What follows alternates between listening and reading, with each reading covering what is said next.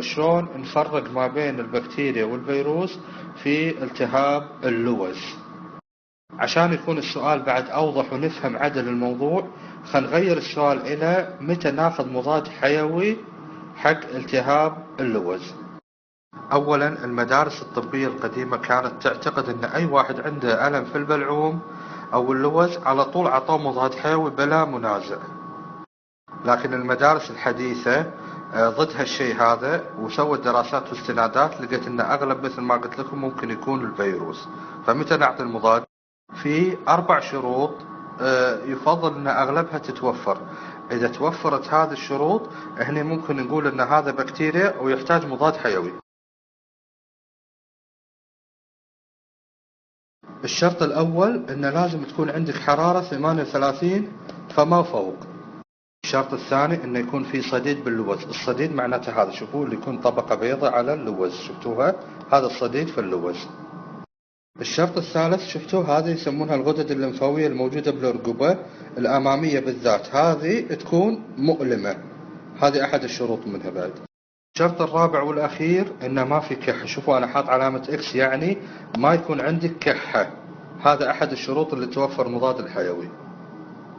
إذا توفرت هذه الشروط، هني احتمال كبير نقول أن هذا يكون عندك بكتيريا السبب، ما يكون فيروس، وهني تحتاج المضاد الحيوي.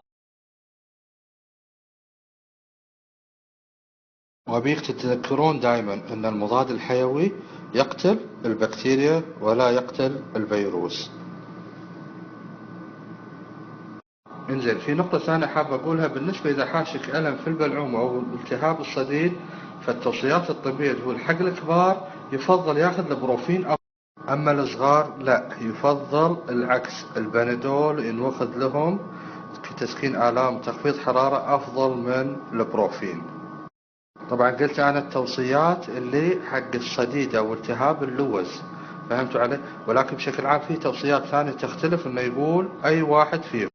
وكانت التوصيات الثانية اللي تختلف عنها تخص اللي هي موضوع الحرارة، ارتفاع حرارة الجسم للطفل، نتكلم عنه بعدين.